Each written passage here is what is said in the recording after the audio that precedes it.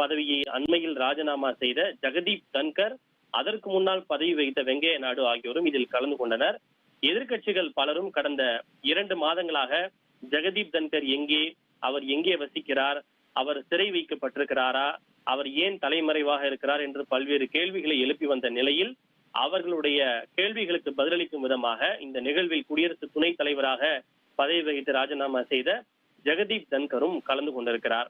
இந்திய அரசியலமைப்பு சட்டம் 63 படி குடியரசுத் தலைவருக்கு அடுத்தபடியாக இந்தியாவின் 2வது மிக உயரிய அதிகாரம் மிக பதவியாக குடியரசு துணைத் தலைவர் பதவி பார்க்கப்படுகின்றது.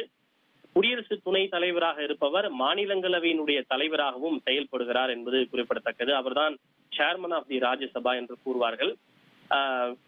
தமிழகத்திலிருந்து இந்த உயரிய பதவியை வகிக்கக்கூடிய 3வது நபர் CP ராதாகிருஷ்ணன் என்பது குறிப்பிடத்தக்கது. தனிநபர் என்கிற அடிப்படை